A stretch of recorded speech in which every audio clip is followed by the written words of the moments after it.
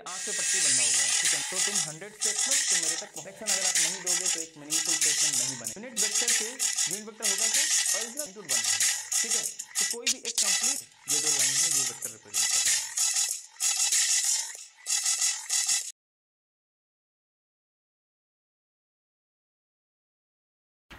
Hello everyone, कैसे हैं आप लोग? आशा करता हूँ आप सभी बहुत ही अच्छे होंगे और घर में पढ़ाई कर रहे होंगे। तो चलिए आज का सेशन हम लोग स्टार्ट करते हैं। और आज हम लोग जैसा कि लास्ट क्लास में वेक्टर स्टार्ट किए थे, आज उसी का कंटिन्यूएशन में हम लोग आगे बढ़ेंगे। तो अगर आप फर्स्ट वीडियो आप देखे होंगे तो आपको वेक्टर्स के बारे में एक बेसिक आइडिया जरूर हो गया होगा, है ना। लास्ट क्लास में हम लोग एक्चुअली वेक्टर्स और स्केलर्स के बीच में डिफरेंसेस देखे थे। कुछ क्वांटिटीज़ ऐसे होते हैं जिनको एक मीनिंगफुल स्टेटमेंट बनाने के लिए उनका डायरेक्शन देना आपको ज़रूरी होता है, जैसे कि फोर्स हो गया, डिस्प्लेसमेंट हो गया, एक्सेट्रा, है ना। सिमिलरली कुछ क्वांटिटीज़ ऐसे होते हैं जिनको डायरेक्शन का रिक्वायरमेंट एकदम नहीं होता है, जैसे कि टाइम, मास, टेम्परेचर, एक्सेट्रा, है ना। बहुत सारे एग्जाम्पल्स आप ले सकते हो। तो उन क्वांटिटीज़ को हम लोग स्केलर्स बोलते हैं, ठीक है। अच्छा, वेक्टर्स में हम लोग और भी बहुत सारी चीज़ें देखे थे, जैसे कि यूनिट वेक्टर। यूनिट वेक्टर क्या होता है? यूनिट वेक्टर एक ऐसा क्वांटिटी है जो आपको जिसका मैग्नीट्यूड 1 होता है लेकिन वो डायरेक्शन रिप्रेजेंट करता है ना। ओरिजिनल वेक्टर के डायरेक्शन में वो डायरेक्शन दिखाता है, बट उसका मैग्नीट्यूड 1 होता है, ठीक है। That is unit vector. फिर आगे और भी हम लोग काफ़ी सारे डेफिनेशंस किए थे and ultimately we came across position vector, right. Position vector क्या होता है?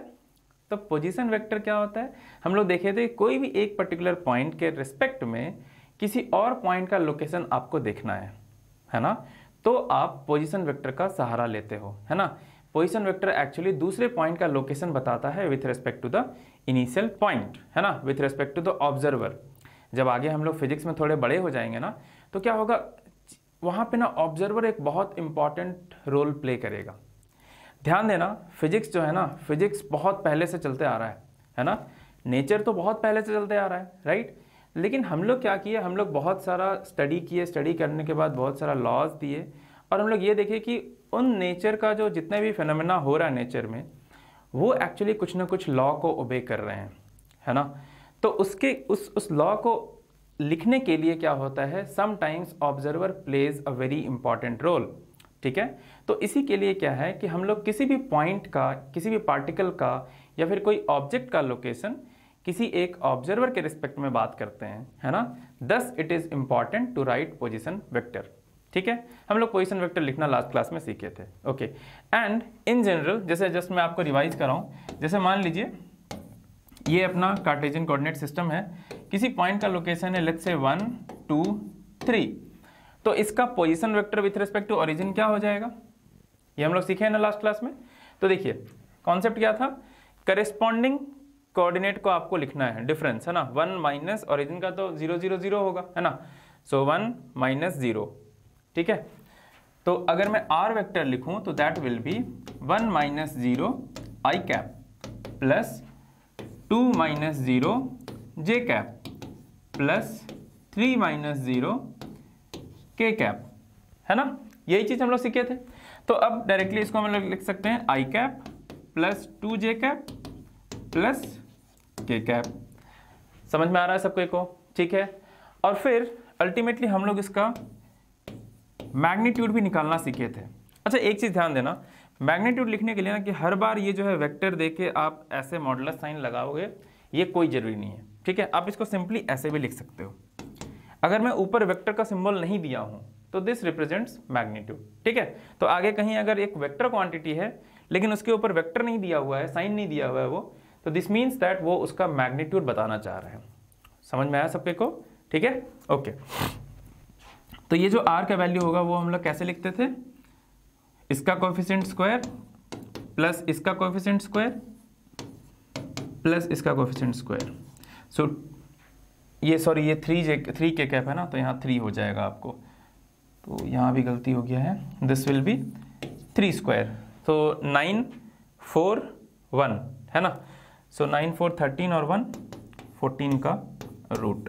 सो इतना यूनिट्स जो होगा इसका डिस्टेंस होगा यहाँ से यहाँ तक का। अगर हम लोग लेंथ देखें इस मैग्नीट्यूड की, अगर मैं बात करूँ तो मैग्नीट्यूड O से लेकर के पॉइंट P तक, P का जो मैग्नीट्यूड होगा इस लेंथ का, वो वैल्यू है √14 यूनिट्स। समझ में आया सबके को? ये सब हम लोग लास्ट क्लास में कर चुके हैं, ठीक है? तो इसको नोट कर लीजिए please.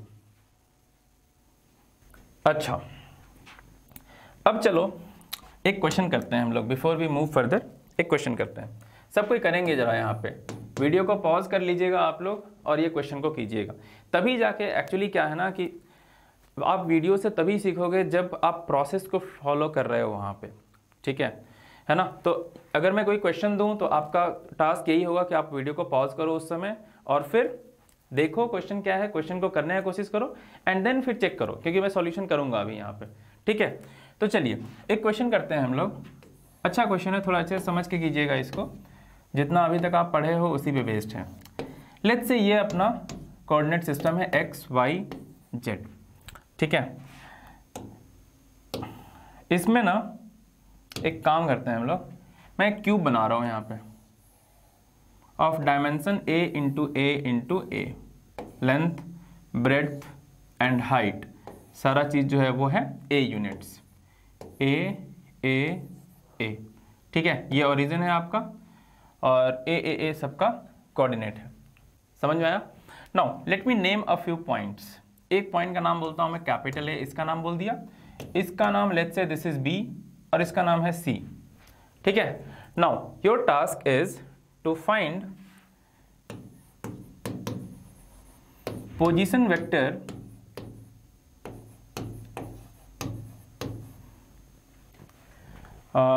OA, OB and OC, ये तीनों वेक्टर आपको लिखना है। चलिए सबको लिखिए तो यहाँ पे जरा, सबको अटेम्प्ट लीजिए एक बार, करो आप लोग ट्राई, उसके बाद मैं बताता हूँ। ओके, सबको ट्राई कर रहे होगे। चलिए सबसे पहले क्या है ना, किसी भी आपको पोजीशन वेक्टर अगर कहीं पर भी लिखना है तो first task is to write the coordinate of each point, ठीक है? तो चलो हम लोग लिखने का यहाँ कोशिश करते हैं। ए का कोऑर्डिनेट जरा बताइए तो आप लोग क्या होगा ए का? तो एक्स कोऑर्डिनेट देखते हैं। ए कहाँ पे लाई कर रहा है? देखो तो ये आपका वाईजेड प्लेन में लाई कर रहा है। समझ में आ रहा है ना? A is lying in YZ plane. देखो इधर वाई है, जेड है और इसी प्लेन के ऊपर में यहाँ पे ए टिका हुआ है ना? तो एक्स इसका कितना होगा? 0, ए 0 a इसका कोऑर्डिनेट हो गया। सिमिलरली बी का देखिए, बी देखो क्या है, वो एक्स वाई प्लेन में लाई कर रहा है। बी जो है वो एक्स वाई प्लेन में लाई कर रहा है। अगर एक्स वाई प्लेन में लाई कर रहा है तो बी का कोऑर्डिनेट क्या हो जाएगा? जेड उसका 0 हो जाएगा। समझ में आ रहा ना? तो जेड 0, तो यानी कि ए 0 इसका कोऑर्डिनेट हो गया ये, ठीक है? सिमिलरली सी का देखिए क्या होगा? सी का हो जाएगा ये, ऑफ कोर्स इसमें वाई 0 होगा, ये एक्स जेड प्लेन में लाई कर रहा है ना? ये जमीन में है, मतलब ऐसा समझो वाई आपका इधर की ओर है एक्सिस, ठीक है? जेड इधर है, एक्स उधर है, ठीक है? समझ आ रहा ना? तो बेसिकली सी कहाँ है? सी आपको इस प्लेन में कहीं लाई कर रहा होगा, इस प्लेन में कहीं ना कहीं लाई कर रहा होगा, ठीक है? तो बेसिकली इसका जो हो जाएगा एक्स कोऑर्डिनेट जो होगा वो होगा ए यूनिट्स, ठीक है? यहाँ से चलो यहाँ है ना, ए यूनिट्स। वाई कोऑर्डिनेट कितना है? 0। जेड कोऑर्डिनेट कितना है? अगेन ए यूनिट्स, ठीक है? नाउ अब हम लोग ओ ए वेक्टर लिखते हैं। ओ ए वेक्टर, तो O A vector basically final minus initial करना है आपको।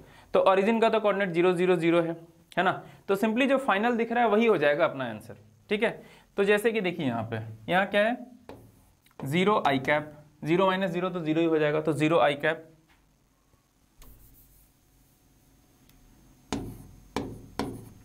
Plus a minus 0 a J cap plus a minus 0 a के कैप। समझ में आया सबके को?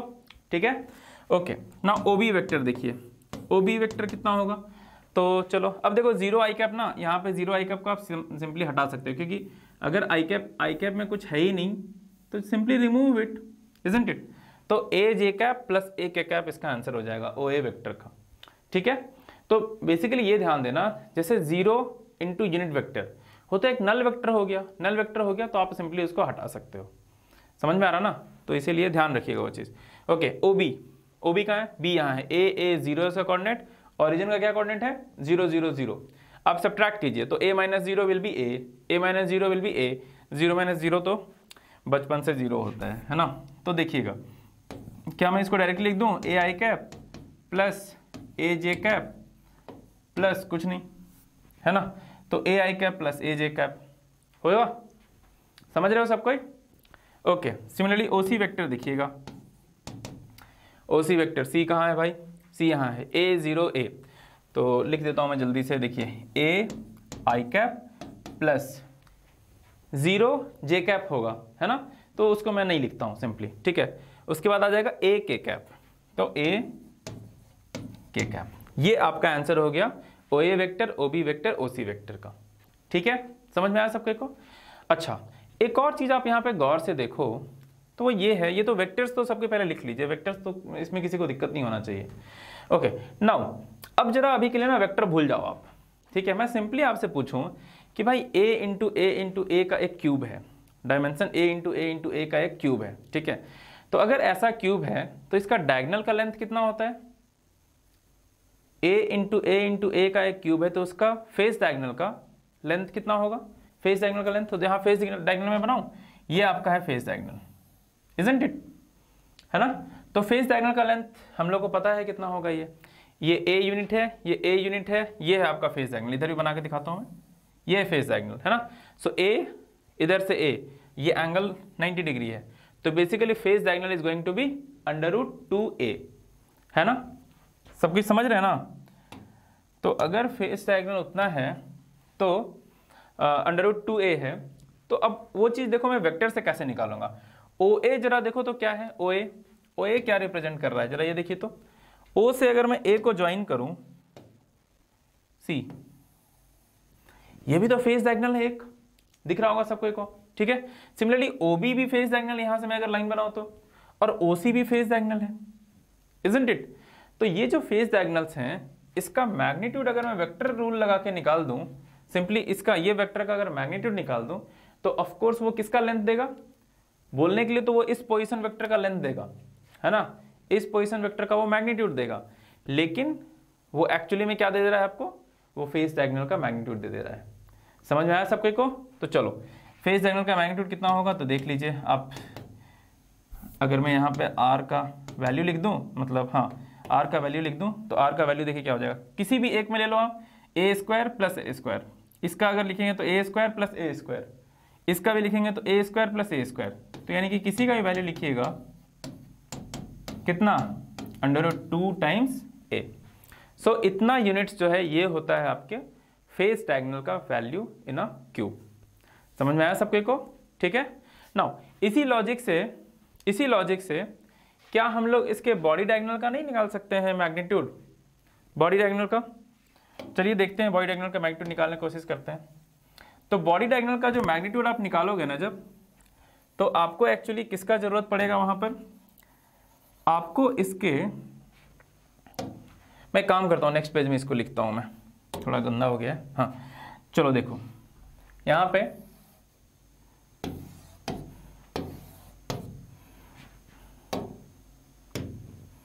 देखिएगा,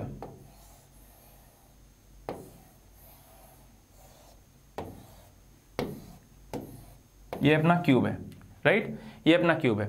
नाउ बॉडी डायगोनल का लेंथ अपने को निकालना है, ठीक है। बॉडी डायगोनल का अगर लेंथ निकालना है तो बॉडी डायगोनल कहाँ से कहाँ होगा? अगर मैं ओरिजिन से, मैं पोजीशन वेक्टर कॉन्सेप्ट लगाना चाह रहा हूँ, तो ओरिजिन से मेरे को किस पॉइंट पे जाना चाहिए? कौन से पॉइंट बॉडी डायगोनल, मतलब इसका डायगोनली अपोजिट पॉइंट कौन सा है? तो ओ पॉइंट का डायगोनली अपोजिट पॉइंट होगा यहाँ से ये वाला पॉइंट, एक्स नहीं, इसको कुछ और नाम दे देते हैं। क्या नाम दिया जाए भाई? इसको हम लोग एम नाम दे देते हैं, ठीक है। तो बेसिकली ये जो पॉइंट है ओ एम जो है ये लेंथ एक्चुअली इसका बॉडी डायगोनल का, ये एक्चुअली बॉडी डायगोनल है इसका, राइट। तो फर्स्ट ऑफ ऑल ना मैं काम करता हूँ, मैं ओ एम वेक्टर निकालता हूँ, पोजीशन वेक्टर निकालता हूँ। तो देखो कितना आ जाएगा, ओ एम जो पोजीशन वेक्टर है वो क्या हो जाएगा? तो सबसे पहले m का कोऑर्डिनेट निकाल लेते हैं, है ना। तो अगर इसका डायमेंशन था a इंटू ए, तो दिस मीन्स व्हाट? m का कोऑर्डिनेट कितना होना चाहिए? इसका कोऑर्डिनेट होना चाहिए a, a, a। आपके रूम के रिस्पेक्ट में आप देखो इस चीज़ को। मान लो यहाँ पे जो कॉर्नर है इसको आप ओरिजिन बोले हो, है ना। अगर आप इस कॉर्नर को ओरिजिन बोले हो, रूम का लेंथ जो है वो है a, ठीक है, ब्रेड्थ जो है वो है a, हाइट जो है वो है a, तो आप उस टॉप पे पहुंच गए ना। तो यहाँ से यहाँ तक ये कौन सा डायगोनल बन रहा है? Of course this is the body diagonal. समझ में आ रहा है सबके को? तो बेसिकली a, a, किसी को दिक्कत है इसमें? I don't think so. ठीक है, चलिए तो अब OM वेक्टर क्या हो जाएगा? ये सिंपली हम लोग लिख देंगे a minus zero, a minus zero, a minus zero. तो basically a i cap plus a j cap plus a k cap plus कुछ नहीं, ठीक है। ओके, ना OM का मैग्नीट्यूड निकाल देते हैं। सो OM का मैग्नीट्यूड कितना हो जाएगा भाई? This will be equal to a square का रूट, तो this is equal to under root 3 times of a। समझ में आया? ठीक है, तो ये आपका आंसर हो जाएगा। तो फेस डायगोनल का जो मैग्नीट्यूड होता है वो होता है root 2 times length of the cube. Similarly body diagonal का जो लेंथ होगा वो होगा root 3 times the length of the cube. ठीक है, लिख लीजिए। ओके, चलो आगे चलते हैं। अब नाउ अब पोजीशन वेक्टर और वेक्टर लिखना आप लोग सीख गए हो, वेक्टर का मैग्नीट्यूड भी लिखना सीख गए हो आप लोग। ठीक है, तो अब थोड़ा सा हम लोग एक और कॉन्सेप्ट सीखते हैं और फिर उसके क्वेश्चंस करेंगे फिर, है ना। तो नेक्स्ट सबको हेडिंग डालेंगे, that is vector addition. Vector addition, ठीक है।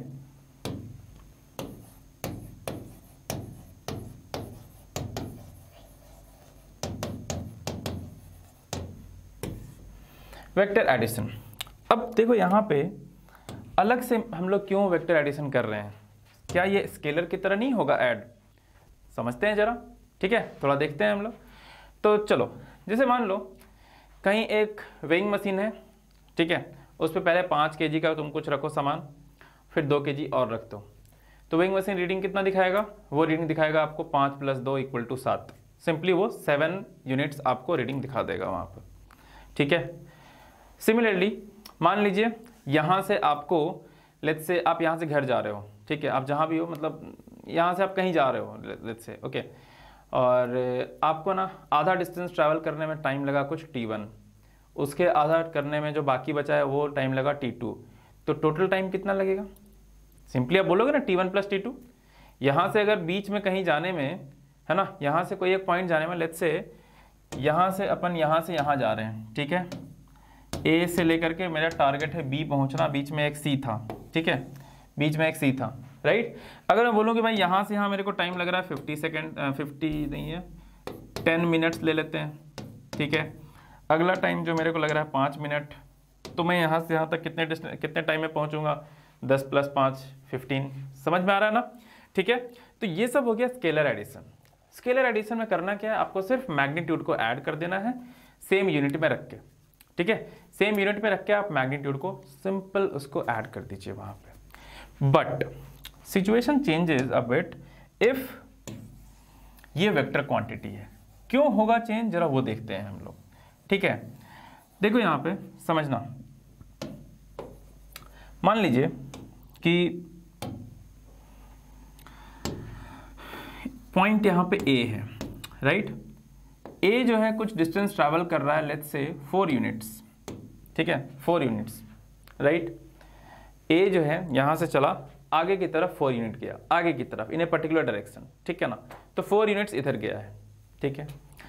अब अगर यहाँ पे पॉइंट B था, ठीक है, यहाँ पे इस पॉइंट का नाम दे दूँ मैं B, ओके ना। अगर मान लो B से वो फर्दर 3 यूनिट्स और चले वो, तो क्वेश्चन ये होगा कि भाई A से कितना दूर होगा वो लोकेटेड, है ना। A से B है 4 यूनिट्स डिस्टेंस है इसका, ठीक है। B से now the person wants to go a distance 3 units, ठीक है, तो आखिर A से फाइनली वो कितने दूरी पे लोकेटेड होगा? अब देखो ये क्वेश्चन वैसे तो बहुत सीधा है, 4 यूनिट है, 4 + 3 हम लोग 7 बोल देंगे आंसर। लेकिन क्या है कि अगर हम लोग को अच्छे से इसको देखें तो एक्चुअली क्वेश्चन थोड़ा सा इनकम्प्लीट है। यहाँ पे आपको डायरेक्शन बताना चाहिए कि किस डायरेक्शन में B से वो आदमी जा रहा है ना। क्योंकि देखो ये 3 यूनिट्स अगर मान लो B से जाना चाहता है तो B से 3 यूनिट्स इधर भी जा सकता है वो 3 यूनिट्स, है ना। तो B से 3 यूनिट्स अगर यहाँ जाएगा तो ए और यहाँ मान लो m है, तो am डिस्टेंस कितना हो जाएगा, 4 + 3 7 यूनिट्स होने वाला है डिस्टेंस। ठीक है, ओके। यहाँ से जो वो टोटल डिस्टेंस नहीं, यहाँ पे सॉरी डिस्प्लेसमेंट वर्ड यूज करना ज़्यादा अच्छा रहेगा। लेकिन मैं अगर शॉर्टेस्ट पाथ की बात करूँ, अभी मैं सिंस डिस्टेंस और डिस्प्लेसमेंट के बीच में क्या डिफरेंस होता है वो मैं नहीं समझाया हूँ आपको, तो अभी just remember if he wants to measure the shortest path between initial point and the final point, then 4 + 3 7 है वो, है ना। ठीक है, अच्छा। बट द थिंग इज कि बी से वो 3 यूनिट्स किसी भी डायरेक्शन में जा सकता था। अगर मान लो वो यहां से इधर आ जाता 3 यूनिट्स, तो क्या अभी ये नहीं हो जाता, है ना। अभी जो है उसका यहां से यहां तक का लेंथ कितना होने वाला था, अभी ये कुछ और होता। तो ये आप अगर राइट एंगल है तो आप राइट एंगल रूल लगा के निकाल सकते हो, यहाँ पे 4² + 3², ये 5 यूनिट्स आ जाएगा। समझ में आ रहा है ना, ठीक है। अच्छा, और क्या कर सकता था भाई, ये एक और काम कर सकता था, करने के लिए तो बहुत सारे काम कर सकता था ये। अब देखिए बी से हो सकता है 3 यूनिट्स वापस चला जाए इधर, 3 यूनिट्स इधर आ जाए, तो अभी फाइनली ये कहाँ पहुंचा है, m डबल डैश इसको नाम दे देता हूं मैं। तो अभी फाइनली ये कितना डिस्टेंस बचा है यहाँ से, ये डिस्टेंस तो 1 यूनिट बचा है। समझ में आ रहा है ना। तो बेसिकली ये जो क्वांटिटी है इसको ऐड करने के लिए हम लोग को थोड़ा सा ध्यान देना होगा, और इनफैक्ट क्वेश्चन पूछने वाले को भी ना एक और इन्फॉर्मेशन देना पड़ेगा। और वो इन्फॉर्मेशन क्या है, वो इन्फॉर्मेशन है कि किस डायरेक्शन में जा रहा है ना, किस डायरेक्शन में वो पार्टिकल मूव कर रहा है, राइट। नाउ ये डायरेक्शन देना ऑब्वियस भी है, क्यों, because this is a vector quantity. If we are dealing with vector quantities, आपको क्या करना चाहिए, आपको हमेशा डायरेक्शन के साथ बताना चाहिए मैग्नीट्यूड, ठीक है। तब जाके आप उसको ऐड कर सकते हो, आगे देखेंगे मल्टीप्लाई भी तभी कर सकते हो जब आप डायरेक्शन के साथ आप वहां पे उसको दोगे उसका वैल्यूज, ठीक है। अनलाइक स्केलर क्वांटिटीज, यहाँ पे डायरेक्शंस मैटर करेंगे, तो डायरेक्शन लिटरली मैटर करेगा। यहाँ पे कोई भी स्टेप करोगे उसमें आपको डायरेक्शन जरूर मैटर करेगा। डायरेक्शन अगर नहीं दिया हुआ है तो फिर क्या है कि आंसर गलत होने का चांसेस बहुत ज़्यादा है, क्योंकि there could be infinite number of directions in which that magnitude is possible, है ना। ये मूव जो कर सकता था, ये इधर मूव कर सकता था, ये इधर की ओर मूव कर सकता था, इस डायरेक्शन में जा सकता था, इधर की ओर जा सकता था, कहीं भी जा सकता था, है ना। तो अगर मैं एंड पॉइंट के बीच में लेंथ अगर निकालना चाहूँ, शॉर्टेस्ट लेंथ निकालना चाहूँ, तो वो हमेशा क्या होता, चेंज होता। हर अलग अलग डायरेक्शन में अगर मूवमेंट हो रहा है तो उसके हिसाब से shortest path would be changing, ठीक है। तो this means that for vector addition हम लोग को डायरेक्शंस का ख्याल जरूर रखना है, ठीक है। नाउ अब देखिए आगे, हाँ इसको हटाते हैं।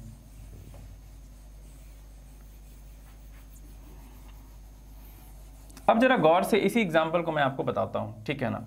इसी एग्जाम्पल को मैं आपको बताता हूँ, थोड़ा अच्छे से समझना। वेक्टर का एडिशन के लिए जो भी रूल होगा वो क्यों आया है, कैसे आया है, वो भी चीज़ जरा आप समझोगे। यहाँ पे देखिएगा क्या है, सबसे पहली बात कि मान लो ये वही था कि 4 यूनिट्स एक पर्सन जो है इस डायरेक्शन में जाता है, एंड देन 3 यूनिट्स यहाँ से ऊपर चला जाता है, ठीक है। और अपने को निकालना है shortest path between A and B, ठीक है। तो आप क्या करोगे, अगर शॉर्टेस्ट पाथ निकालना है तो आप क्या करोगे, ये दोनों को आप जोड़ दिए हो, ठीक है, ये दोनों को ऐसे करके रिप्रेजेंट कर दिए हो। और शॉर्टेस्ट पाथ अगर मैं पिक्चर फॉर्म में देखना चाहूँ तो वो क्या है, देखने में तो ये लग रहा है कि ये वाला डिस्टेंस होना चाहिए, है ना, शॉर्टेस्ट पाथ। अच्छा मान लो ये 4 यूनिट्स इधर गया और 3 यूनिट्स इधर की ओर गया, फिर उसके बाद वहां से मुड़ के थोड़ा एंगल पे चला गया। अभी शॉर्टेस्ट क्या होगा, तो फिर से आप वही कर रहे हो, इससे एंड को ज्वाइन कर रहे हो, है ना। अच्छा मान लो ऐसे कर रहा है वो, 4 यूनिट्स इधर गया, ठीक है, 3 यूनिट्स इधर गया, ओके, और गया वो थोड़ा 2 यूनिट्स और गया उधर, तो अभी यहाँ पहुँच गया है। अभी अगर एंड पॉइंट और इसके बीच में को डिस्टेंस मतलब शॉर्टेस्ट पाथ निकालना, तो आप क्या करोगे, एंड पॉइंट को इससे जोड़ोगे और इसका लेंथ आप निकाल दोगे। समझ में आ रहा है ना, ठीक है। तो बस यही है भाई वेक्टर एडिशन का रूल रेगुलेशन, समझ में आया। इसी को ना वो क्या है, अलग अलग फॉर्म में, यहाँ एक स्टैंडर्ड फॉर्म में हम लोग थोड़ा इसको पढ़ेंगे इस चीज़ को। तो बेसिकली वेक्टर एडिशन का देयर आर 2 रूल्स। जो सबसे पहला रूल है that is triangle rule of vector addition. Triangle rule of vector addition सबको लिखेंगे। सबसे पहला रूल है वेक्टर एडिशन का triangle rule of vector addition, ठीक है। Triangle rule of vector addition क्या बोलता है, triangle rule of vector addition, triangle rule of vector addition वही चीज बोलता है जो आपको इस डायग्राम में यहाँ पे पता चल रहा है, क्या है, क्या पता चल रहा है हम लोग को? पता हम लोग को ये चल रहा है कि जब भी आपको दो वेक्टर क्वांटिटीज़ को ऐड करना है, ठीक है, अगर आपको दो वेक्टर क्वांटिटीज़ को ऐड करना है तो आपको क्या करना है कि वो वेक्टर को आप ड्रॉ कीजिए, ठीक है, उसको आप ड्रॉ कीजिए। कैसे ड्रॉ करना है? तो let's say there is a vector defined like this is a vector, ठीक है, ये अपना ए वेक्टर है, मतलब हाँ ये अपना ए वेक्टर है, ठीक है, ओके। नाउ ये एरो के बारे में जरा समझ लो, ये इसका पिक्टोरियल मतलब ऐसा है, ये ए वेक्टर, ये यहाँ पे ऐसे करके रिप्रेजेंट कर रहे हैं हम लोग ए, और ये एरो का लेंथ। जब भी एक एरो के थ्रू आप वेक्टर को रिप्रेजेंट करते हो, देन इसमें ध्यान देना, लेंथ ऑफ एरो जो है ये क्या रिप्रेजेंट करता है? ये represents magnitude, represents magnitude, just like length, है ना। लेंथ में हम लोग ले रहे थे ना 4 यूनिट से, तो 4 आप मेजर करोगे, 1 2 3 4, 3 यूनिट से तो 3 आप मेजर करोगे, है ना। उसी तरह करके यहाँ पे अगर ये लेंथ से हम लोग रिप्रेजेंट कर रहे हैं कोई भी एक वेक्टर क्वांटिटी, तो वो लेंथ उसके प्रोपोर्शनल होगा मैग्नीट्यूड के, ठीक है। तो अब बोलोगे कि सर ये लेंथ तो मैग्नीट्यूड प्रोपोर्शनल होगा, तो कितना लंबा होना चाहिए वो? तो आप उसको कितना भी बड़ा रख सकते हो, छोटा सा भी बना सकते हो, थोड़ा बड़ा भी बना सकते हो, ठीक है। अगर अकेले कोई वेक्टर है तब तो कोई दिक्कत नहीं है, लेकिन अगर दो वेक्टर्स हैं, ठीक है, जैसे मान लो मैं बोलूँगा कि 7 न्यूटन का फोर्स एंड 5 न्यूटन का फोर्स, तब आपको ध्यान रखना है कि अगर 7 न्यूटन का फोर्स आप इतना बड़ा बनाए हो, है ना, तो 5 न्यूटन आप ऐसे नहीं बना सकते हो कि भाई ये 5 न्यूटन है, ठीक है। ऑफ कोर्स थोड़ा सा अगर मतलब इसको थोड़ा सा अच्छे से देखोगे तो मैग्नीट्यूड अगर ये लेंथ रिप्रेजेंट कर रहा है तो ऑफ कोर्स इसके रिलेटिव वो छोटा होना चाहिए, बस और कुछ नहीं, ठीक है। अगर दो वेक्टर्स हैं तो आपको इसके रिलेटिव इसको छोटा करना चाहिए if its magnitude is small. तो 7 न्यूटन आप इतना बड़ा अगर बनाए हो तो 5 न्यूटन आपको ऐसे बनाना चाहिए। क्लियर है सबके को? ठीक है। तो लेंथ इसका मैग्नीट्यूड बता रहा है, एंड जो डायरेक्शन है, एरो का जो डायरेक्शन है वो क्या बता रहा है? वो बताएगा इसका direction in which this force is acting, या फिर that vector quantity is acting. समझ रहे हो सब कोई? ठीक है, ओके। नाउ हाँ, तो हम लोग triangle rule of vector addition पढ़ रहे थे अभी, ठीक है, triangle rule of vector addition. चलो आगे चलते हैं हम लोग। Triangle rule of vector addition. तो देखिएगा, अगर एक वेक्टर है a like this and there is another vector which is making an angle theta with the initial vector a, ये वेक्टर है b। तो अगर मैं पूछूं आपसे कि भाई a प्लस बी क्या होने वाला है, तो a प्लस बी आप इसको वेक्टर फॉर्म में लिखोगे, this is given bye a resultant vector r। अब वो कैसे निकालते हो? तो आपको ऐसे करना है, ध्यान देना।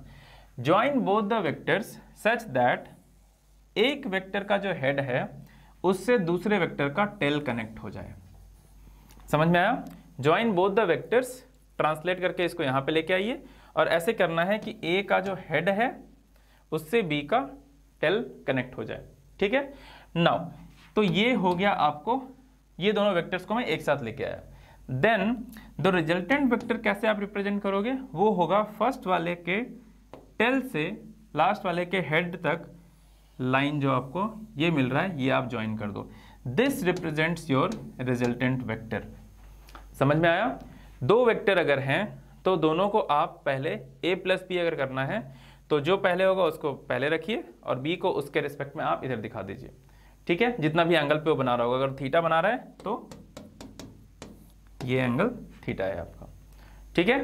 देन रिजल्टेंट आप कैसे निकालोगे? तो एंड पॉइंट्स को आपको बस ज्वाइन करना है, and this look at the arrow का डायरेक्शन एज वेल, है ना। तो द एरो का direction will represent direction of this resultant vector. समझ में आया सबको? और ये एंगल बनाएगा वो इनिशियल वेक्टर से इतना एंगल, डेल्टा एंगल वो बनाएगा। अभी कैलकुलेट करते हैं हम लोग ये सब चीजें, तो इसको लिख लीजिए सब कोई। ठीक है। Resultant vector is given by this triangle, जहां पे हम लोग एक वेक्टर बनाए हैं, दूसरा वेक्टर को उसके हेड से ज्वाइन किए हैं। Then resultant is given by joining the tail of the initial vector to the head of the final vector. Clear है सबको को? ठीक है, नोट कर लें। ओके। नाउ एक और चीज ध्यान देना, before we move into the detailing of this addition thing, हम लोग एक और चीज पहले समझते हैं, that is angle between vectors. Angle between vectors, ठीक है, एंगल बिटवीन वेक्टर्स, ठीक है। तो देखो एंगल बिटवीन वेक्टर्स ना क्या होगा वो समझना जरा। जैसे मान लो यहाँ पे मैं एक वेक्टर बनाया हूँ ऐसे करके, ठीक है, और एक वेक्टर बनाया हूँ ऐसे करके, ठीक है। अब कोई पूछेगा कि भाई what is the angle between these two vectors, ठीक है, क्या होगा आंसर बताइए तो जरा। अगर ये एंगल अल्फा है then what is the angle between these two vectors, guess करो सबको कितना होगा। अल्फा नहीं होना चाहिए, सोचिए जरा। तो अगर अल्फा मैं दे ही दिया हूं, दो वेक्टर्स है मान लीजिए ए एंड बी, तो इसके बीच में एंगल जब मैं अल्फा दे दिया हूं तो अल्फा होना चाहिए, क्या दिक्कत है। हम लोग अगर दो लाइन बनाते हैं यहाँ पे ऐसे करके ऐसे, तो एंगल ये अगर थीटा दिया है तो थीटा है उसके बीच में एंगल, इसमें कोई बड़ी बात थोड़ी ना है, समझ रहे हो ना। लेकिन क्या है देखो वेक्टर में थोड़ा सा ना आपको ख्याल रखना चाहिए इस चीज़ का। वेक्टर में थोड़ा सा हम लोग एक कन्वेंशन यूज करते हैं, एंड दैट कन्वेंशन इज कि आपको ना एंटी क्लॉकवाइज सेंस में एंगल मेजर करना है। पॉजिटिव एंगल जो होगा वो एंटी क्लॉकवाइज सेंस में आपको मेजर करना है। तो कैसे करोगे इसमें ध्यान देना। इसमें जो फर्स्ट वेक्टर है ना उससे लाइन को आप एक्सटेंड करो, उससे जो ये लाइन है ना इसको आप एक्सटेंड करो थोड़ा, ठीक है। And then anti clockwise sense में देखिए कितना एंगल आगे है। तो एक्चुअली जो एंगल यहाँ रिप्रेजेंट करेगा वो ये है, this is the angle between these two vectors. समझ में आ रहा है, ठीक है।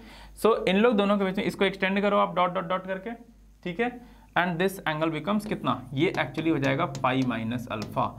तो इन लोग दोनों के बीच में एंगल कितना है, वो है पाई माइनस अल्फा। ना यही चीज मैं यहाँ भी लिखा हूँ, देखो ट्राइंगल रूल का जो मैं डायग्राम बना रहा था ना, मेरे को ये लिख सकता था मैं एंगल, बट नहीं, मैं थीटा इसको बोला। क्यों? क्योंकि देखो डायरेक्शन है इधर, पहला वेक्टर का डायरेक्शन इधर था। अब इसके रेस्पेक्ट में आप एंटी क्लॉकवाइज सेंस में कितना डेविएटेड हो उससे, वो एंगल हमारे लिए मैटर कर रहा है, ठीक है। तो ध्यान रखिएगा इस चीज को, ओके। सो जो हम एंगल के लिए जो कन्वेंशन लेते हैं वो ये है कि एंटी क्लॉकवाइज सेंस में जो एंगल बनेगा आप उसको पॉजिटिव लेके चलोगे, ठीक है, ध्यान रहेगा सबको, ओके। लिख लीजिए इस चीज को। चलो सिमिलरली क्वेश्चन करो आप लोग, एक क्वेश्चन करते हैं इसी कॉन्सेप्ट पे बेस्ड। आप बताओ, मान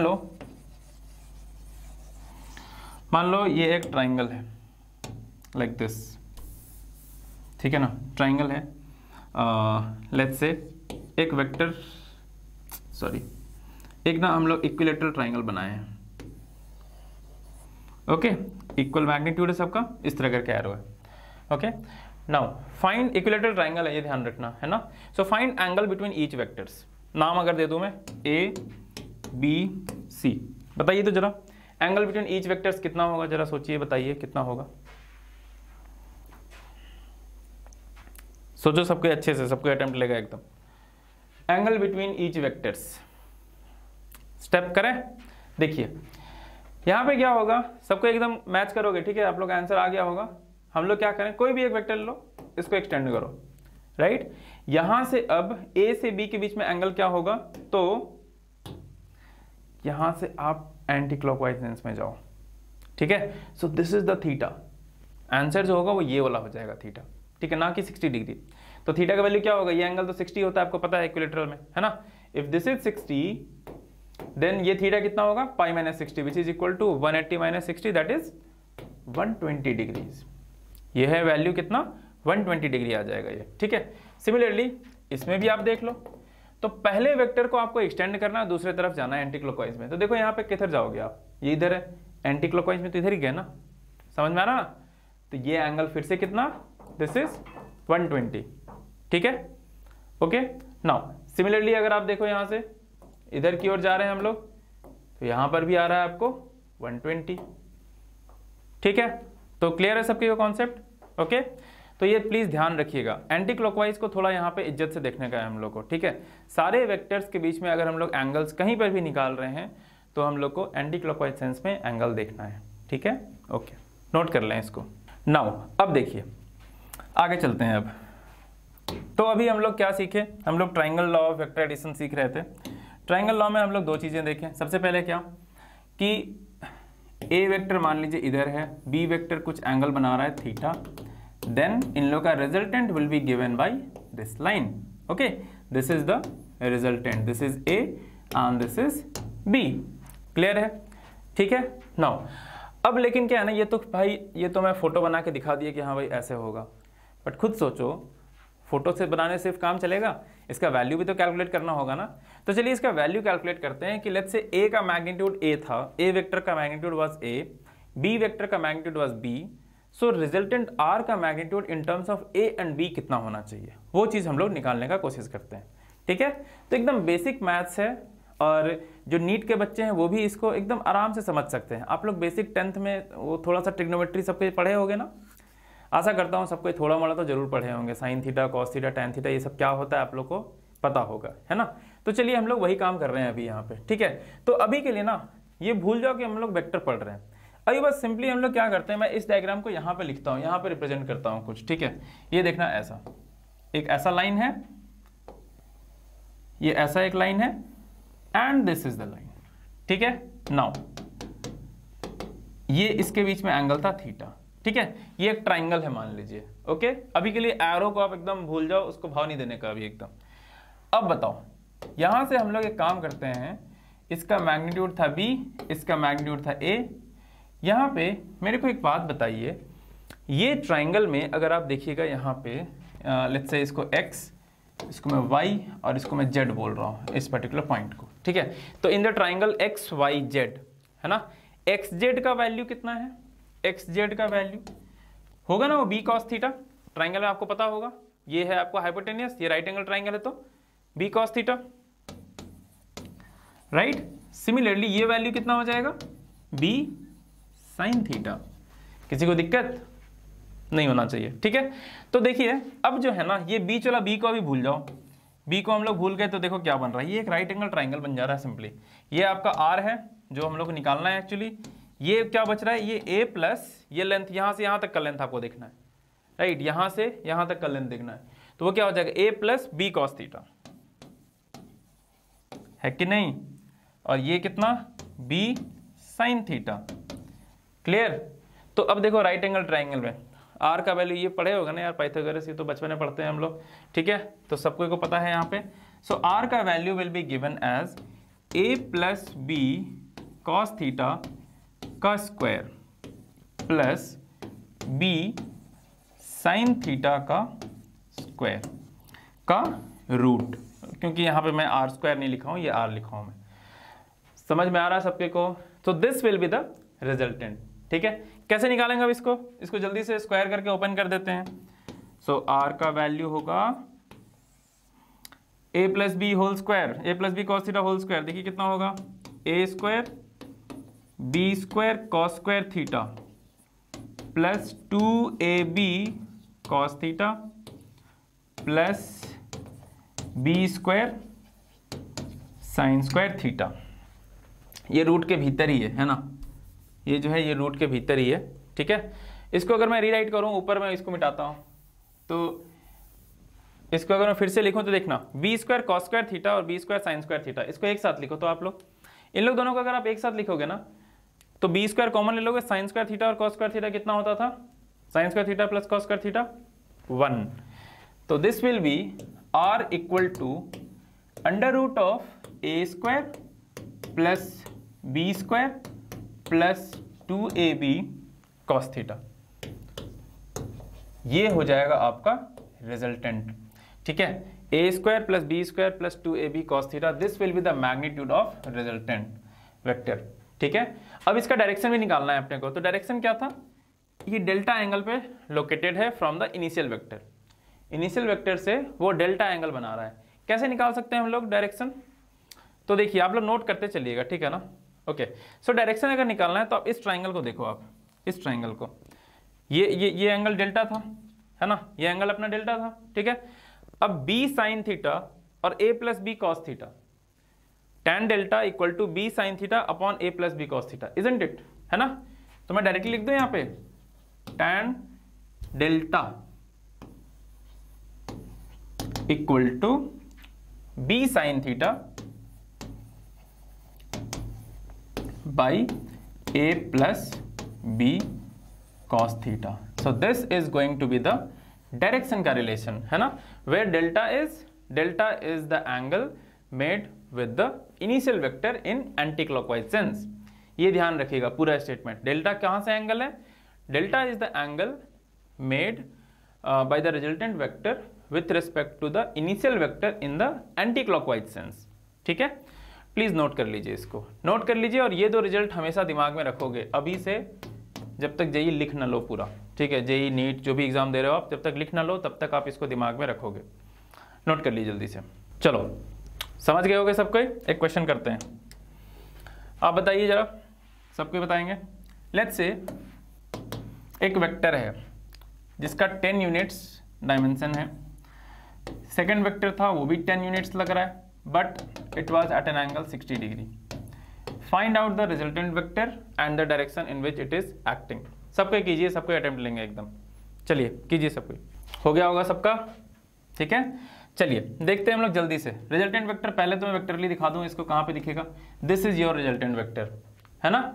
नाउ फॉर्मूला लगा दीजिए, फॉर्मूला लगाना तो फॉर्मूला लगाइए, अभी हम लोग बच्चे हैं, फॉर्मूला लगाते हैं। So A square plus B square plus 2ab cos theta, theta कितना है? 60 डिग्री है, बहुत बढ़िया। सो लिखिएगा 10 square plus 2ab 2 into 100 into cos 60, वो कितना? कॉस 60 तो 1/2 होता था ना, ध्यान होगा सबको को। सो 100 100 100, सो 300। तो बेसिकली कितना हो जाएगा ये? 300 मतलब कि 10√3। 10√3 इज द, सॉरी, यहां पे जो आंसर हो जाएगा वो हो जाएगा आपको 10√3। 10√3 will be the answer of this question. ठीक है, नोट कर लें जल्दी से। अच्छा, चलो आगे बढ़ते हैं हम लोग। एक और चीज देखिएगा आप लोग यहाँ पे, वो ये है कि अब जो है ना, हम लोग जो कहानी का स्टार्ट किए थे कि एक आदमी 4 यूनिट्स गया, फिर उसके बाद 3 यूनिट्स गया, ठीक है ना। तो अगर कहानी कंटिन्यू है लाइक दिस कि एक आदमी अगर 4 यूनिट्स इधर गया, उसके बाद 3 यूनिट्स इधर गया, फिर 2 यूनिट्स और ऐसे गया, इस तरह करके और 1 यूनिट गया और 5 यूनिट गया मान लो, है ना। तो मेरे को अगर फाइनल निकालना है भाई, फाइनल लोकेशन इसके रिस्पेक्ट में कितना लेंथ है, तो आप क्या करोगे? क्या आपको ये पूरा करना पड़ेगा? कुछ नहीं, कुछ नहीं। हम लोग क्या करना, यहाँ से बस इसको ज्वाइन कीजिए, जो एंड पॉइंट है ये आपका आ जाएगा रिजल्टेंट।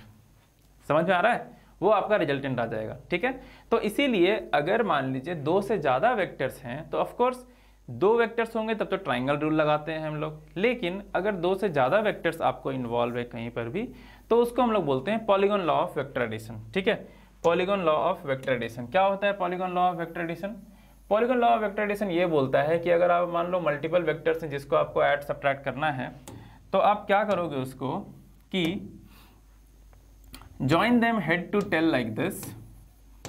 एक पॉलीगॉन बनाइए, एन साइडेड पॉलीगॉन यहाँ बन जाएगा, एंड देन इनिशियल टेल और फाइनल हेड को आप ज्वाइन कर दो। This will give you the resultant vector. ठीक है, ये आपको रिजल्टेंट दे देगा। समझ में आया सबके को? तो प्लीज इसको दिमाग में रखेंगे यहाँ पे, ठीक है ना। ओके, लिख लो जल्दी से। अच्छा चलिए बढ़िया, अब देखते हैं हम लोग यहाँ पे। अब देखते हैं, जैसे मान लो इस पे बेस्ड एक छोटा सा एग्जांपल मैं आपको देखूं, कुछ ऐसा, लेट्स से, ओके हाँ, एक एग्जांपल हम लोग देखते हैं। लेट्स से कि एक आदमी गया इधर, 5 units he went in this direction. ठीक है, 5 नहीं 10 यूनिट्स गया, मान लो 10 भी नहीं, मैं इसको लेता हूँ, ये लेट्स से यहाँ पे 20 यूनिट्स गया, राइट। एंड देन यहाँ से फिर वो ऊपर की तरफ गया आपको 10 यूनिट्स। ठीक है, फिर वहाँ से बाएं मुड़ गया वो 5 यूनिट्स। तो बताइए अल्टीमेटली वो इनिशियल पॉइंट से कितना दूरी पर है, ओ से कितना दूरी पे है वो। ठीक है, तो बेसिकली यहाँ पे क्या हो रहा है, ये आप अलग अलग जो डिस्प्लेसमेंट हो रहा है आप उसको वेक्टरली ऐड कर रहे हो, है ना। एक्चुअली अगर ये स्टेटमेंट वाइज होगा तो ये ऐसे होगा कि एक पर्सन जो है ना, क्वेश्चन को मैं कुछ ऐसा रखूंगा आपके सामने, इधर सॉरी इधर अपना ईस्ट हो गया, इधर अपना नॉर्थ हो गया। ठीक है, नाउ क्वेश्चन कुछ ऐसा होगा कि अ पर्सन वॉक्स फॉर, लिख देता हूं मैं, अ पर्सन वॉक्स फॉर कितना 20 मीटर्स इन ईस्ट डायरेक्शन। ठीक है, ईस्ट में जा गया वो 20 metres, then 10 metres in north, and finally and then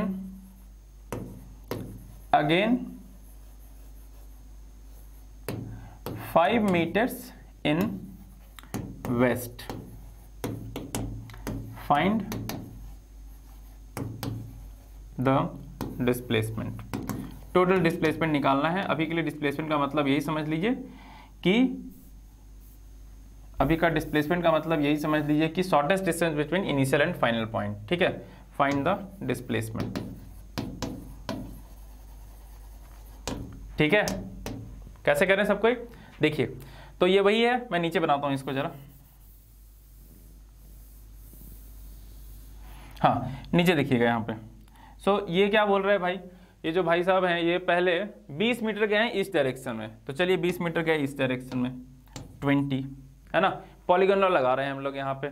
ध्यान देना, पॉलीगॉन लॉ के लिए कुछ मैथ्स मत दिमाग में रखिएगा कि इसका भी कुछ रिजल्टेंट का इक्वेशन आएगा. जैसे हम लोग a² + b² + 2ab लिखे हैं, है ना. उसको भी मैं आपको बता रहा हूँ, अगर कॉमन सेंस लगाओगे ना तो हमेशा उस रिजल्टेंट के फॉर्मूला को यूज करने का जरूरत नहीं पड़ेगा आपको. ठीक है, आपको क्या करना है, एक ट्राइंगल में 2 लेंथ दिया हुआ है, आपको तीसरा लेंथ बनाना है. उसके लिए हम लोग 50 तरीके बना सकते हैं, है ना. लेकिन एक कन्वेंशनल तरीका जरूर रहता है जो हम लोग अभी मैथमेटिकल फॉर्मूला डिराइव किए हैं, है ना. तो अगर केवल 2 ही वेक्टर्स जिनको आपको ऐड करना है तब आप उस फॉर्मूला को आराम से यूज कर सकते हो. But this does not mean कि सारे क्वेश्चंस आपको उसको लगा के ही सॉल्व करने हैं. अल्टीमेटली टास्क क्या है, 2 आपको वेक्टर्स दिए रहेंगे, यानी कि 2 ट्राइंगल के 2 साइड्स आपको दिए रहेंगे और आपको तीसरा साइड लगाना है, तीसरा साइड आपको निकालना है. आपको जो मन वो मेथड आप यूज करो. ठीक है, तो चलो 20 यूनिट्स ये हो गया. उसके बाद गया 10 यूनिट्स, 10 मीटर कहाँ जा रहा है, वो नॉर्थ में जा रहा है. चलो भाई, नॉर्थ तो इधर ही होता था, 10 मीटर्स राइट. उसके बाद फिर वहां से वो नॉर्थ से वो वेस्ट की तरफ चलना शुरू किया. वेस्ट की तरफ कितना यूनिट्स गया, वो 5. तो बेसिकली अपना जो आंसर होने वाला है वो ये होने वाला है. This is the resultant, isn't it. Resultant अपना ये होने वाला है. अच्छा, कैसे निकालेंगे आपको इसको, देखो ये 5 यूनिट्स है, कुछ फॉर्मूला नहीं लगाना है अभी. यहाँ पे ध्यान से देखिएगा, 5 यूनिट्स ये है ना. तो यहां से यहां तक का डिस्टेंस भी 5 यूनिट्स होगा कि नहीं, ऑफ कोर्स होगा. ठीक है, तो ये हो गया 5 यूनिट. तो बचा यहां से यहां तक कितना, ये बच गया आपको 15 यूनिट्स. 15 यूनिट्स, कोई दिक्कत. अच्छा, वर्टिकल हाइट कितना है भाई, वर्टिकल हाइट ये तो 10 है, यहाँ पे भी 10 ही होगा, ये 10 हो गया ना. ये जो ट्राइंगल बना इसमें आप देखो, इधर है 15, इधर है 10, तो ये रिजल्टेंट कितना होगा, रिजल्टेंट देख लो यहाँ पे. इसका मैग्नीट्यूड अगर हम लोग निकालें तो वो हो जाएगा √15² प्लस कितना है भाई, 10². 15² कितना, 225. हाँ, 15² 225 और 10² 100, यानी कि रिजल्टेंट कितना हो जाएगा, √335 यूनिट्स. समझ में आया सबको को. ठीक है, तो इतना अल्टीमेटली वो इतना यूनिट दूर होगा यहाँ से. ठीक है, तो ये चीज़ दिमाग में रखेंगे सबको.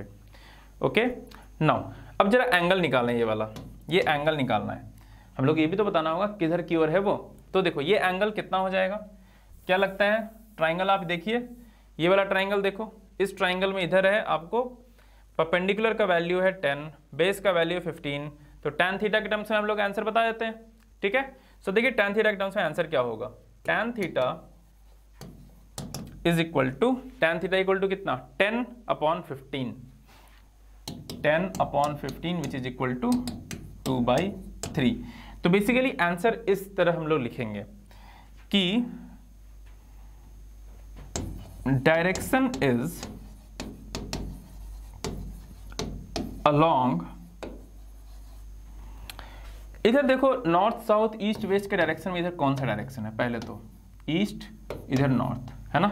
तो ये जो इस रेस्पेक्ट मतलब ये जो डायरेक्शन है एरो, ये आपको नॉर्थ ईस्ट डायरेक्शन में मार्क कर रहा है ना, नॉर्थ ईस्ट डायरेक्शन में ये मार्क कर रहा है.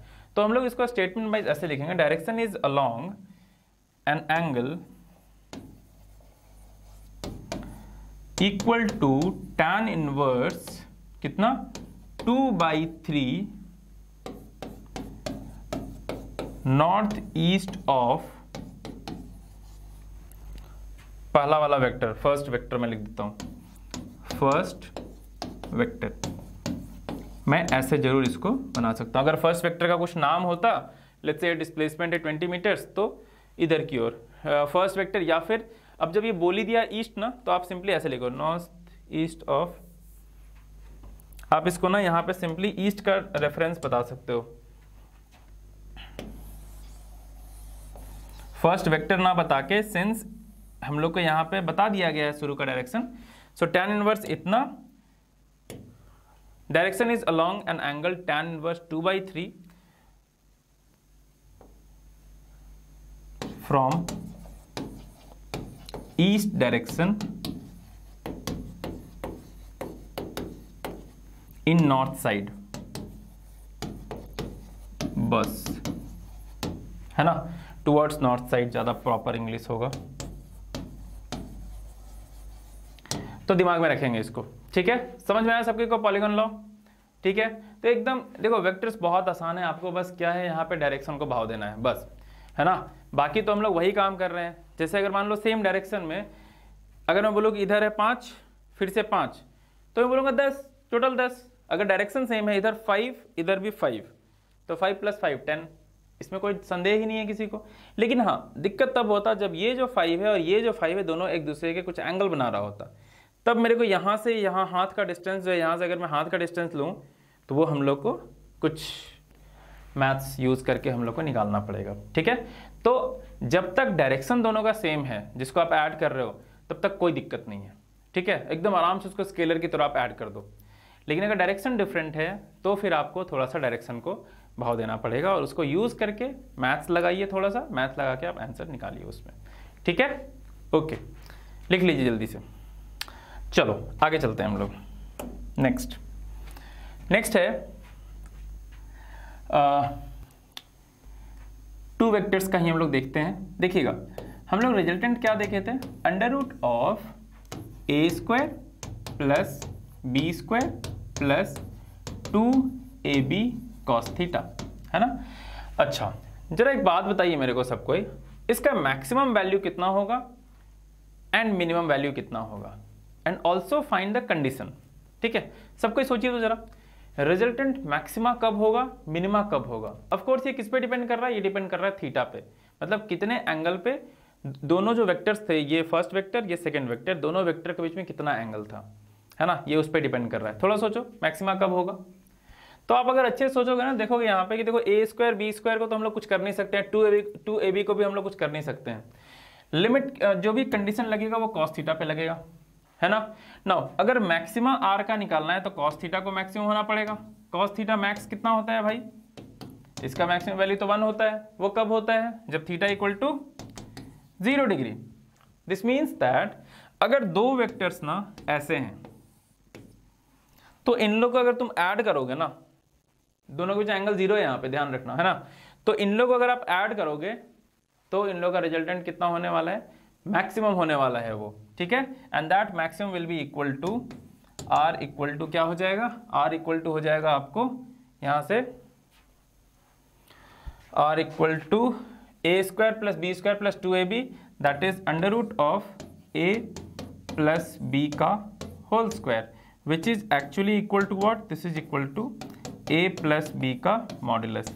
अच्छा, एक चीज ध्यान देना, ये जो a है और b है ये नेगेटिव वैल्यूज नहीं है, ये ध्यान रखिएगा, ये सब ये मैग्नीट्यूड है, these are the magnitude value. मतलब a एक्चुअली ये रिप्रेजेंट कर रहा है भाई, ये ध्यान रखना, a actually modulus of a vector है, वो तो नेगेटिव थोड़ी ना होगा ये कभी, this can not be negative. ठीक है ना, ध्यान रखेंगे इसको। ओके, अच्छा, तो मैक्सिमम जो r का होगा वो इतना होगा। अच्छा, सिमिलरली मिनिमम की आप बात कर सकते हो। मिनिमम के लिए देख लीजिए, cos थीटा का मिनिमम वैल्यू कितना होता है, -1। कब होता है भाई, cos थीटा का मिनिमम वैल्यू होगा -1। ये कब होता है, ये होता है आपको व्हेन थीटा = पाई। मतलब पहला वेक्टर अगर ऐसे है तो दूसरा वेक्टर उल्टा होना चाहिए एकदम, तो तभी तो ये देखो ये रिजल्टेंट हो जाएगा। ये ऑफ कोर्स मिनिमा है ना, और ये जो रिजल्टेंट होगा इन लोग का सम, ये रिजल्टेंट ये मैक्सिमा है। समझ में आ रहा है सबके को, ठीक है।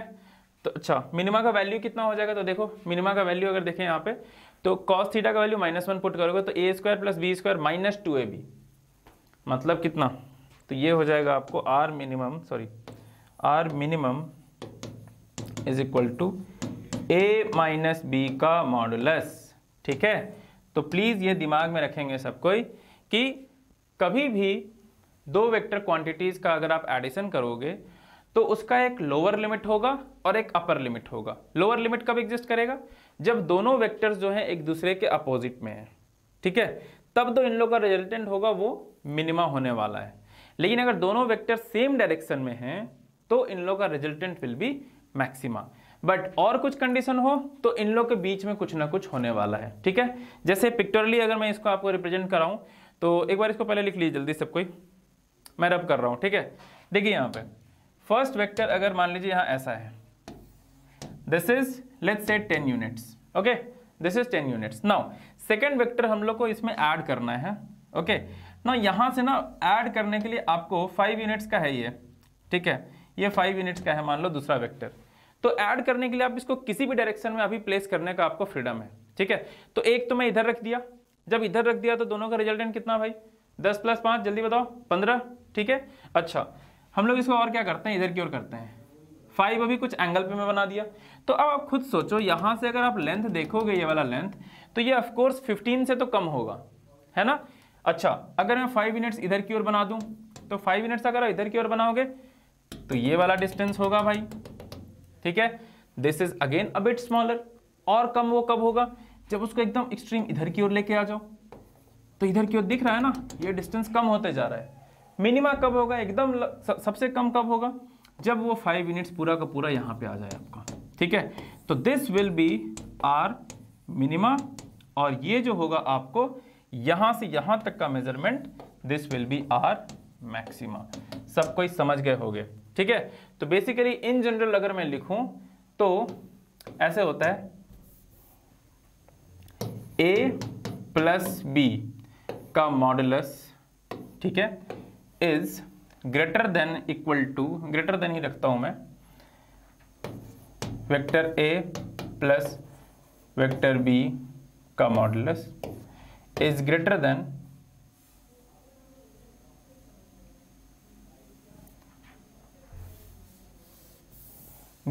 What, greater than a minus b का मॉडुलस। समझ में आया। ठीक है, ये क्या है, ये मैं वेक्टर के साथ लिखा हूं, मतलब ये क्या हुआ, ये basically this can take any values on any direction. ठीक है, which can be put at any direction. तो ये जो है हमेशा वो होगा, बड़ा होगा, और फिर हाँ this is the relation which you should keep in mind. ठीक है ना। अच्छा यहाँ पे आप इक्वलिटी भी लगा दो, कोई दिक्कत नहीं है, इक्वलिटी भी लगा दीजिए। जब ए और बी सेम डायरेक्शन में होंगे तो हो सकता है कि ये दोनों बराबर भी हो जाए। समझ में आ रहा ना। ठीक है, तो प्लीज इस रिलेशन को थोड़ा सा दिमाग में रखेंगे आप लोग। ठीक है, ओके, नोट कर लीजिए। ओके, आगे बढ़ते हैं। अब नाउ जरा एक छोटा सा मैथमेटिकल रिलेशन सबको देखो, उसका यूज पड़ेगा आप लोग को। ठीक है ना, वो थोड़ा सा देखिएगा सबको। देखिए कोई भी एक ट्राइंगल है ना, अगर एक ट्राइंगल है अभी के लिए, सारे लोग, नीट वाले लोग, मेडिकल वाले लोग, जेई वाले लोग, आईआईटी वाले लोग, सब कोई देखिएगा ध्यान से एकदम। मान लीजिए यहाँ पे ये है ABC, एक ट्राइंगल है आपका। ठीक है, ABC इज ए ट्राइंगल।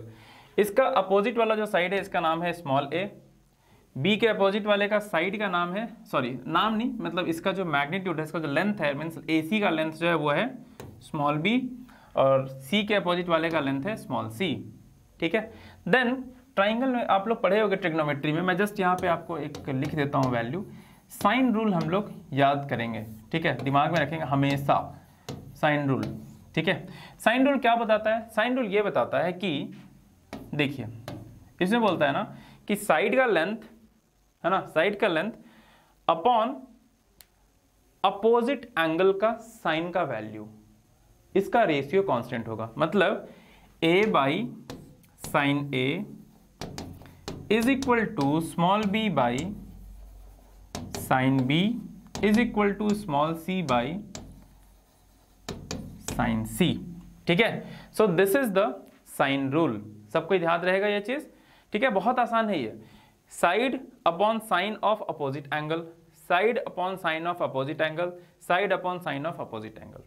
ठीक है, ध्यान में रहेगा सबके को, प्लीज इसको याद रखोगे आप लोग, बहुत जरूरी है ये रिलेशन। ठीक है, आपको बहुत ही, जैसे हम लोग, मैं ऐसा बोला ना कि वो रिजल्टेंट वाला फॉर्मूला आपको याद रखना है, आप याद रख लो, कोई बुराई नहीं है उसमें। लेकिन हम लोग को अल्टीमेटली क्या टास्क होगा, ध्यान देना, कोई भी अगर वेक्टर्स में हम लोग डील कर रहे होंगे तो एक वेक्टर दिया होगा, एक लेंथ दिया होगा, दूसरा लेंथ भी दिया होगा, अपने को तीसरा लेंथ चाहिए होगा, है ना, डायरेक्शन भी दिया होगा, तो ऑफ कोर्स एक दो एंगल भी अपने को पता होगा, है ना। तो अब वो फॉर्मूला अगर नहीं लगा के हम लोग ये भी यूज करना चाहें तो इसके थ्रू भी हम लोग आंसर निकाल सकते हैं। अल्टीमेटली मतलब तो वही है ना कि आप आंसर लेके आओ कुछ भी, है ना। तो याद रखिएगा ये फॉर्मूला, ठीक है। ओके, जैसे कि एक छोटा सा एग्जांपल मैं आपको लेके बताता हूँ इसका। लेट्स से ऐसा है कुछ, ये है आपका 4 यूनिट्स का, ठीक है। 4 यूनिट्स यहाँ पे आपको एक वेक्टर था, दूसरा वेक्टर आपको है यहाँ पे 3 यूनिट्स का। 90 डिग्री नहीं, 90 डिग्री तो आपको पता चल जाएगा ना। ओके, लेट्स एक 60 डिग्री हम लोग लेते हैं, ठीक है। 60 डिग्री पे 3 यूनिट्स हम लोग ले लेते हैं यहाँ पे, ठीक है। 60 डिग्री पे 3 यूनिट्स ले लिए, बहुत अच्छी बात है। 3 यूनिट्स नहीं, थोड़ा और आसान करते हैं इसको, लेट्स से इसको 4 यूनिट्स ले लेते हैं हम लोग। 4 60 डिग्री, ठीक है। अच्छा, बोल रहे हैं कि भाई इन लोग का रिजल्टेंट बताओ मेरे को डायरेक्टली। तो एक तो तरीका है क्या कि आप a² + b² + 2ab cos theta कर दोगे, ठीक है, उससे आ जाएगा, उसमें कोई बुराई बात नहीं है, ठीक है। लेकिन हम लोग क्या करना चाह रहे हैं, मैं इसमें अब आपको साइन रूल लगा के दिखाना चाह रहा हूँ, ठीक है। साइन रूल लगा के जल्दी से देखिए क्या होगा।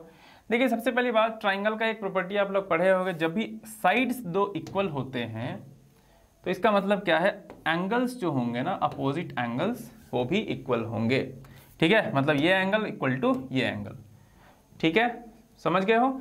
तो अच्छा, एक और चीज, ये एंगल अगर 60 डिग्री है तो ये एंगल कितना हो गया, कोई बताएगा मेरे को, बताइए। 60 है तो ये कितना, 120, है ना, क्योंकि दोनों का सम 180 डिग्री होने वाला है। अच्छा, 120, ट्राइंगल का एंगल कितना, टोटल एंगल 180, इसका मतलब ये दोनों अगर बराबर है तो ये 30 हो गया, this is 30, this is also 30, ठीक है। ये 120 और बाकी जो रिमेनिंग एंगल्स है वो कितने हो गए, 30 डिग्री ईच। क्लियर है। अब मैं ना इस ट्राइंगल में देखो, आपको एंगल सारे पता चल गए हैं, केवल ये वैल्यू नहीं पता है हम लोग को, ठीक है। साइन रूल लगाते हैं, ठीक है। साइन रूल क्या बोलता है भाई, साइन रूल ये बोलता है कि x upon opposite sine of opposite angle is equal to 4 upon, बस इसको सॉल्व कर लीजिए और आपका x का वैल्यू आ जाएगा यहां से, ठीक है। तो मतलब आप इस तरह भी इसको सॉल्व कर सकते हो। जल्दी से देखो क्या होगा, ये इसका वैल्यू देखिए कितना होगा। सबसे पहली बात, साइन 120 कितना होगा, कोई बताएगा। साइन 120 सोचिए, तो साइन 120 ये सेकंड क्वाड्रेंट में जा रहा है, तो साइन 180 - 60, राइट। तो sine pi - 60 will be sine 60 degree. तो बेसिकली x इक्वल टू 4 अच्छा साइन 30 कितना होता है, 1/2, so this is 1/2 into sine 120 degree, वो कितने के बराबर है, साइन 60 डिग्री के बराबर है वो, है ना। क्यों, क्योंकि sine 120 can be written as sine pi - 60, ठीक है, 180 - 60, तो sine pi - 60 equal to sine 60 हो जाएगा। तो साइन 60 का वैल्यू कितना होता है, जो बताएगा मेरे को। दिस विल बी 8, ठीक है, ये यहाँ से 8 हो गया, 8 into √3/2 which is equal to 4 under √3, that is the answer, ठीक है। तो please remember sine rule also. Okay, लिख लीजिए जल्दी से। चलिए अब हम लोग बढ़ते हैं आगे। ये हम लोग इतना देर से ना एक ट्राइंगल रूल पढ़े हैं अभी, ठीक है। अब एक और रूल होता है, वो उसका नाम तो डिफरेंट है लेकिन एक्चुअली वो सेम चीज़ है, ठीक है। नाम डिफरेंट है लेकिन एक्चुअली सेम चीज़ है। कैसे, तो देखिए, जो सेकंड रूल है उसको हम लोग नाम देते हैं parallelogram law of vector addition. ये parallelogram law of vector addition, ठीक है, parallelogram law of vector addition, ठीक है ना। Parallelogram law of vector addition, भाई parallelogram law of vector addition क्या होगा बताइए। तो इसमें करते क्या है हम लोग, देखिए ऐसा करते हैं, इसमें एक वेक्टर है, ठीक है, ए। नाउ जब हम लोग ट्राइंगल लॉ लगा रहे थे तो दूसरा वेक्टर को हम लोग यहां पे ज्वाइन करते थे, राइट, इसके हेड से ज्वाइन करते थे, बट अभी जो है हम लोग टेल से ही ज्वाइन करेंगे। ऐसे मान लो ए वेक्टर है प्लस बी वेक्टर करना है अपने को यहाँ पे कुछ एंगल थीटा बना रहा था। तो अर्लियर इन ट्राइंगल लॉ हम लोग क्या करते थे, यहाँ पे हम लोग ऐसे करते थे, ठीक है। बट अभी क्या करेंगे हम लोग, इसको ना सिंस, ध्यान देना, सिंस मैं शुरू में आपको पढ़ाया था लास्ट क्लास में कि एक वेक्टर को ना आप पैरेलली कहीं भी मूव कर सकते हो, आप उसको ट्रांसलेट कर सकते हो आराम से, कोई फर्क नहीं पड़ेगा। तो वही काम हम लोग करेंगे कि इसको ना यहाँ से ट्रांसलेट करते हुए हम लोग यहाँ पे लाकर प्लेस करेंगे। This is your A vector, B vector को आप लेके आओ यहां पर, दोनों के बीच में एंगल थीटा, ठीक है। Then parallelogram law says that, अगर ए वेक्टर और बी वेक्टर ऐसे है, then parallelogram law says that कि resultant will be given by, एक पैरेललोग्राम बनाइए आप, उसका diagonal will be giving you the resultant, ठीक है। एक पैरेललोग्राम बनाइए और उसका diagonal will be giving you the resultant vector, ठीक है, ध्यान रहेगा सभी को, ओके। तो this is your resultant vector and this angle is again delta. अब हम लोग समझते हैं कि ये कैसे आ रहा है, एंड गौर से अगर आप थोड़ा सा भी इसको गौर से देखो ना, आपको समझ में आ जाएगा यार ये तो सेम ही चीज है जो ट्राइंगल लॉ में कर रहे थे हम लोग। क्यों? क्योंकि इस चीज को अगर मैं इस चीज को अगर मैं उठा के यहां लेके आ जाऊं तो ट्राइंगल लॉ बन जाएगा, है ना। और फिर डेरिवेशन क्या किए थे हम लोग, यहां से ऐसे ऐसे किए थे, याद होगा आपको। तो इसको हम लोग को यहां से यहां लाने की जरूरत नहीं है। हम लोग क्या करेंगे अभी, हम लोग instead of bringing this in this extreme, we will now draw a line like this, ठीक है।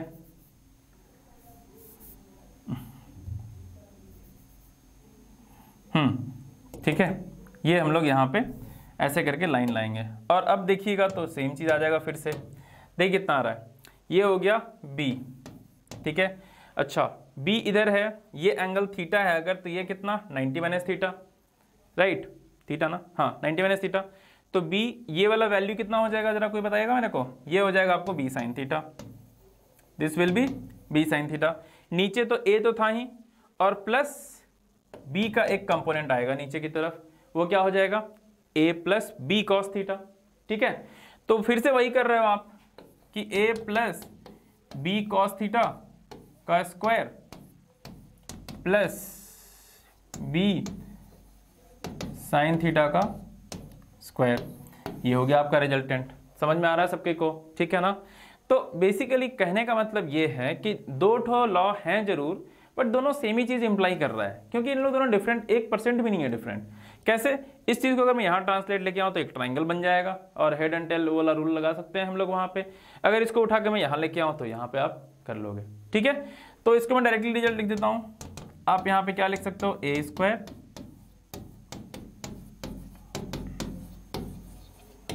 दिस इज योर रिजल्टेंट का वैल्यू, ठीक है। नाउ एक चीज ध्यान देना, पैरेललोग्राम लॉ जब हम लोग लगाते हैं ना, तो यहाँ पे ना वेक्टर को हम लोग कंपोनेंट्स में ब्रेक करना ज़्यादा पसंद करते हैं, ठीक है। और ट्राइंगल लॉ में हम लोग क्या है कि हम लोग ट्राइंगल एक्चुअली बनाएंगे और वहाँ पे मैग्नीट्यूड्स निकाल लेते हैं हम लोग, ठीक है। लेकिन इस पर्टिकुलर केस में हम लोग कंपोनेंट्स में ब्रेक करना ज़्यादा, मतलब ये ज़्यादा हमारे लिए फ़ायदेमंद रहता है। आगे हम लोग क्वेश्चंस में ये चीज़ को सीखेंगे जरूर, ठीक है।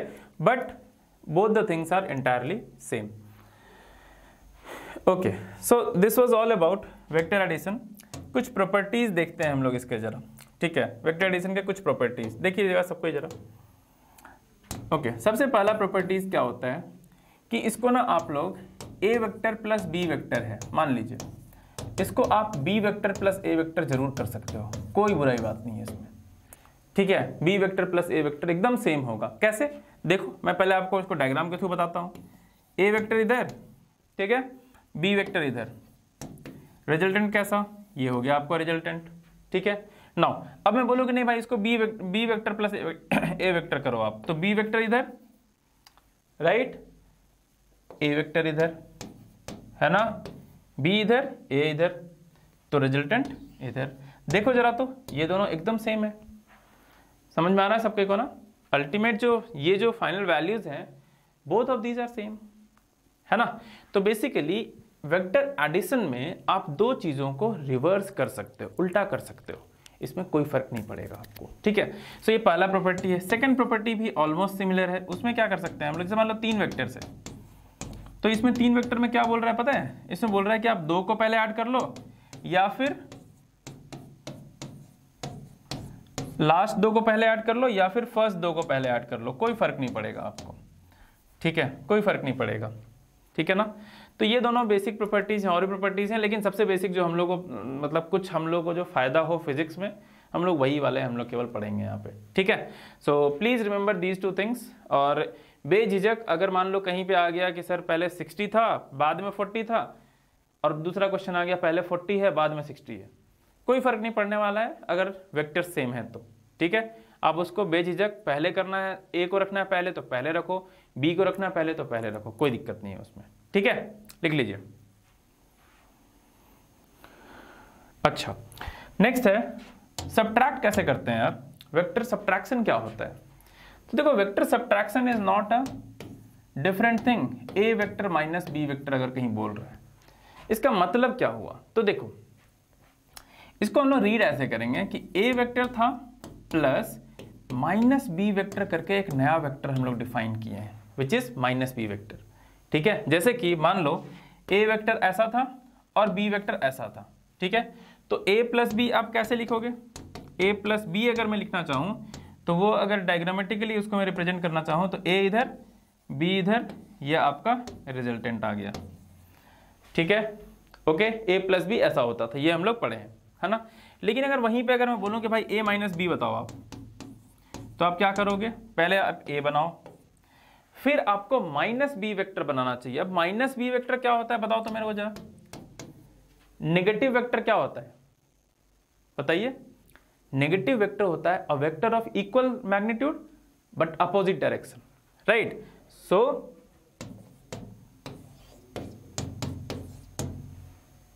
क्लियर, ये आपको हो गया ए माइनस बी वेक्टर, ठीक है। तो ध्यान रहेगा सबको को, subtraction is not a different thing, it is the same thing, but आपको करना क्या है, हम लोग एक नेगेटिव वेक्टर यहां पे डिफाइन कर रहे हैं and we are adding A vector with negative of B vector, ठीक है। तो वो हम लोग ऐसे यहां पे रिप्रेजेंट कर सकते हैं, ठीक है। लिख लीजिए इसको।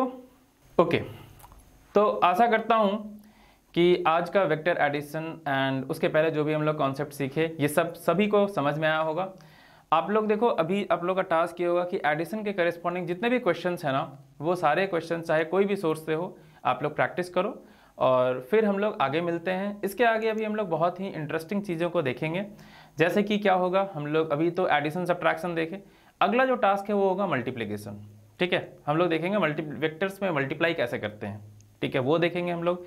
फिर एक बहुत ही इंपॉर्टेंट पार्ट आता है वेक्टर्स में, दैट इज वेक्टर को ना आप कंपोनेंट्स में ब्रेक कर सकते हो, उसको आप रिजॉल्व कर सकते हो। तो रिजोल्यूशन ऑफ वेक्टर्स भी हम लोग देखेंगे, ठीक है, बिकॉज ये दोनों जो एस्पेक्ट्स है ना बहुत इंपॉर्टेंट रोल प्ले करेगा आपको आगे फिजिक्स समझने में, ठीक है। तो multiplication and resolution of vectors along with some more questions, काफ़ी क्वेश्चंस अभी हम लोग प्रैक्टिस करने वाले हैं, वो सब हम लोग अगले सेशन में देखेंगे, ठीक है। तो होप आप सभी को सब कुछ समझ में आया होगा, अच्छे से प्रैक्टिस करते रहो, मिलते हैं हम लोग अगले वीक में, ठीक है। नमस्कार।